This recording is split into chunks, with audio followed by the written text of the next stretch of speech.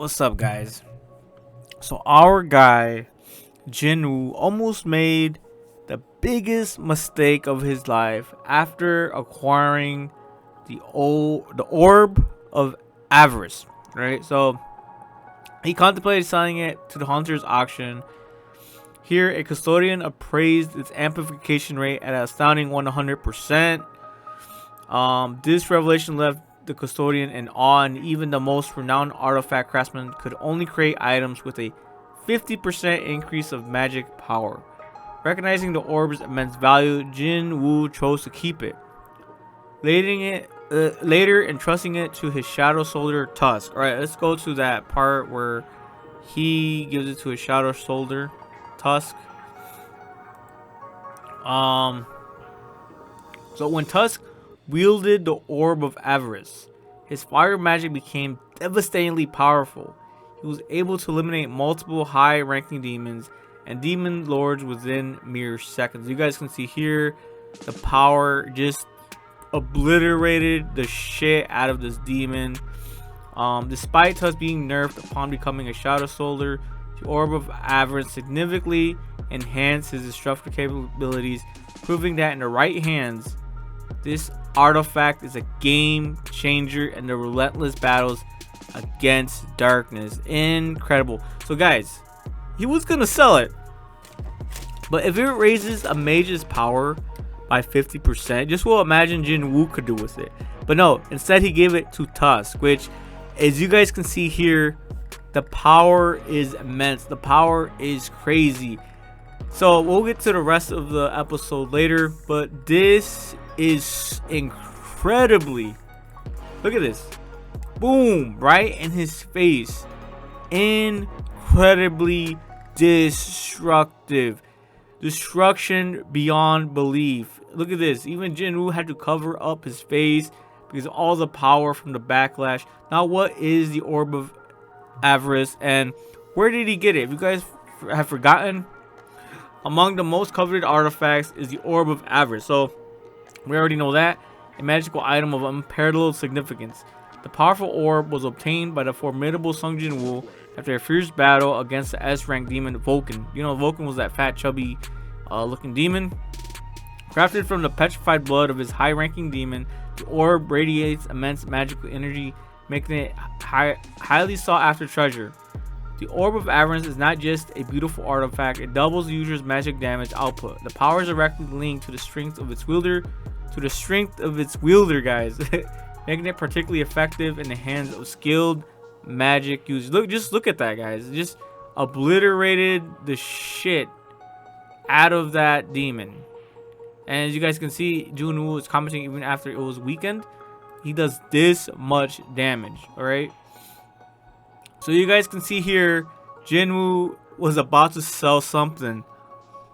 See, he said even he must consider the situation for such skills because it's just so destructive. You know, he can't just unleash it at any given time. So if he would have sold this, it would have been a huge mistake. Huge.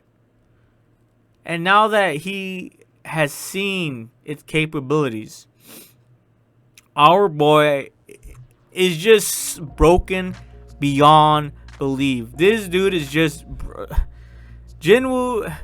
I don't see how he can get any more powerful, but it's crazy because he only will get more and more powerful. But yeah, this episode I really wanted to cover how immense, you know, and what a game changer it is if he sold the Orb of Avarice.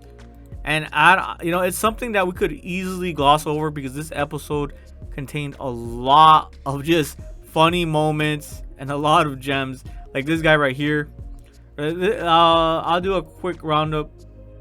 To begin with, the first half of the episode was surprisingly well paced. The situation involving Jin-Woo was not rushed, rather it was thoughtfully rearranged to cater to the manhwa readers who may not be familiar with the original storyline.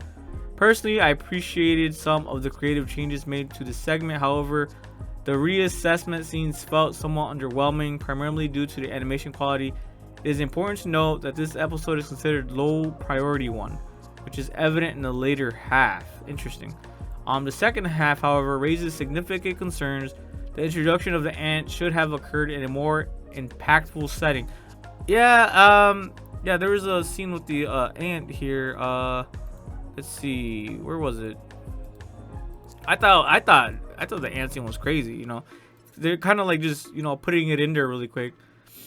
The primary concern lies in the pacing of the upcoming episodes. While I can accept the rush introduction and certain changes, I sincerely hope the mini arc of the ensuing buyers are not particularly hurried. All right, but I honestly think that I really just wanted to consume, guys. The pacing might be a little off, but I just really wanted to consume what was going on, especially here. We can see here Jin-Woo was choosing who would protect his sister while he was away. He chose these two orcs right here, these two high orcs. It's really cool that he was able to do that. And our bro really turned into Batman low-key when he was sitting on top of the roof and was like, man, am I giving back to society? As you guys can see here, he sent his minions, his shadow clones, if you will, and he was just up there chilling like, man, am I giving back to society? It's crazy because he's given so much to society already. For him to contemplate if does this count as contributing to society? Bro, you've already defeated so many gates with so many demons in it. Bro has given more than others can give, honestly. But yeah, I think the big takeaway of this episode was him keeping the Stone of Avarice and not selling it. I think, oh my god, just imagine if he actually sold it, he wouldn't have known its potential. And of course here Jin-Woo just shows how powerful he really is against one of the demon knights. And so yeah, I think that's all I really wanted to share. This episode was just, I don't think people understand the gravity of the situation if he ended up giving away the stone, or the Stone of Avarice, the Orb of Avarice, the Chi. So yeah, don't forget, guys, there's this. I'm so sad to say this, but we're almost done. We're halfway there with the season ending. We got probably just 6 more episodes left.